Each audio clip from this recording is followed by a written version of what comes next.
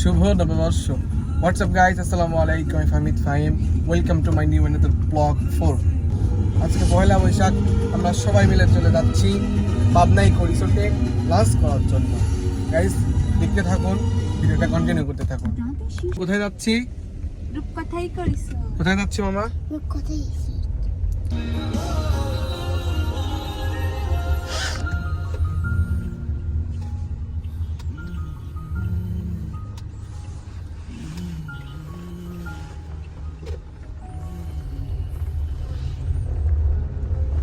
আমরা ইতিমধ্যে ঢুকে পড়ছি রূপকথাই রিসোর্টের গলির ভিতর।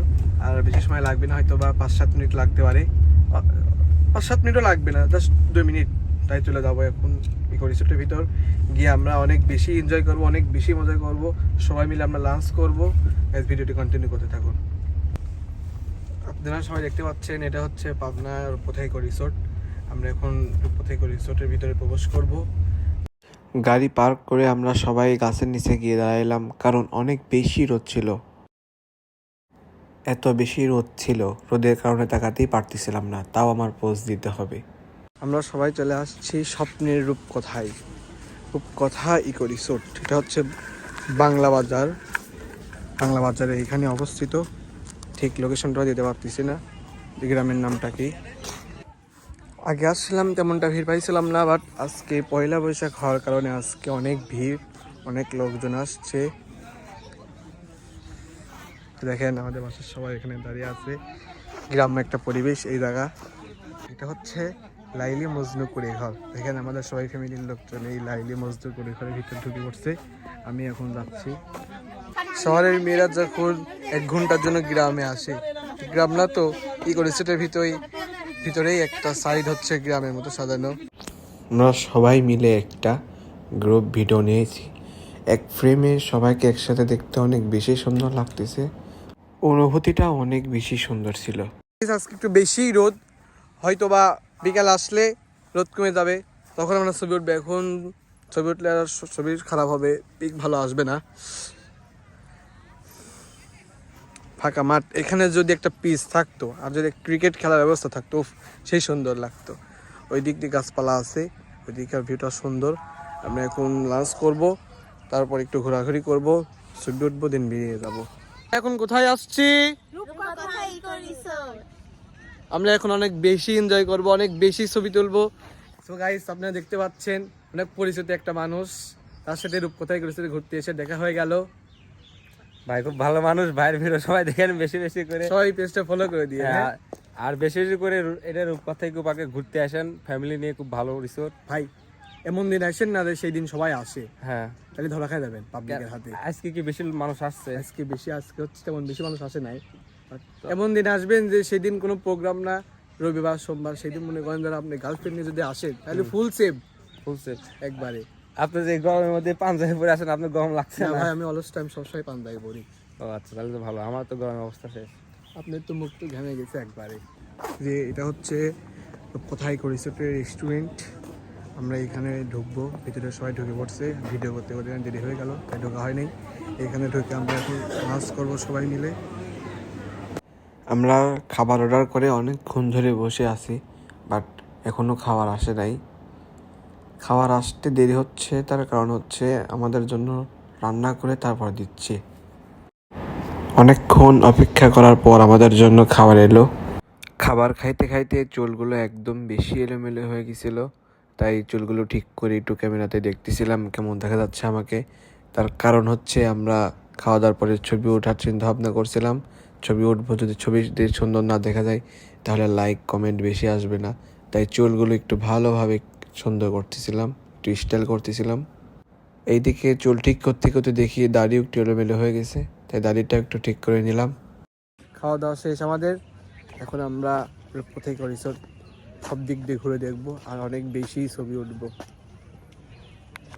দোতলা থেকে পুরো পাবনা রূপকথাই রিসোর্টের একটা ভিউ নিতাম, অনেক সুন্দর লাগতেছে। এখন বিকাল টাইম, রোদও বেশি নাই, হালকা রোদ, মানুষ ঘুরে একটু মজা পাবে, বাট একটু গরম আছে।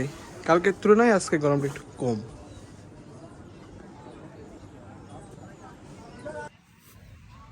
আসছিলাম দুপুরের দিকে, তখন তেমন লোক ছিল না। এখন বিকাল, অনেক বেশি লোক। আজকে পয়লা বৈশাখ, এই কারণে আরও বেশি লোক। সবাই গার্লফ্রেন্ড অথবা বউ নিয়ে আসছে। ম্যাক্সিমাম মানুষই শাড়ি পাঞ্জাবি পরে আসছে। আজকে পয়লা বৈশাখ, বাংলা একটা শুভ দিন, বাংলা বছরের প্রথম দিন। সবাই আনন্দ করতেছে, অনেক বেশি মজা করতেছে। দেখাও একটু সবাইকে, ম্যাক্সিমাম মানুষ সবাই শাড়ি পরে আসছে।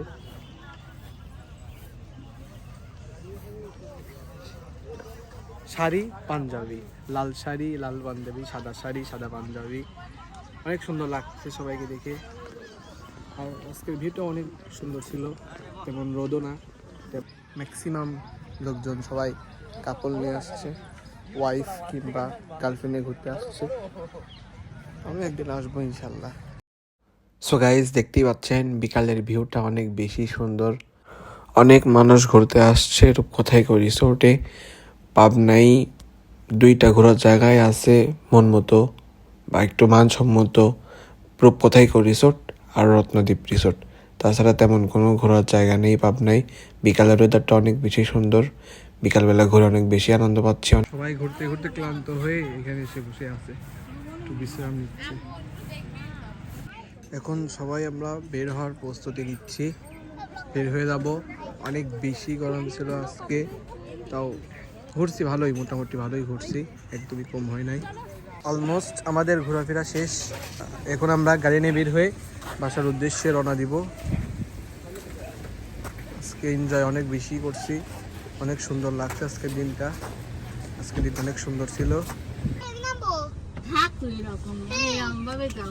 তোমার এখন এভাবে যাইতে হবে, নির্ভরছে একাই। অনেক জ্যাম, বেরই হতে পারতেছি না। আজকে অনেক বেশি লোক আসছিল রূপকথাইকো রিসোর্টে। পয়লা বৈশাখ, একদম জ্যাম লেগে গেছে, বেরই হওয়া যাচ্ছে না।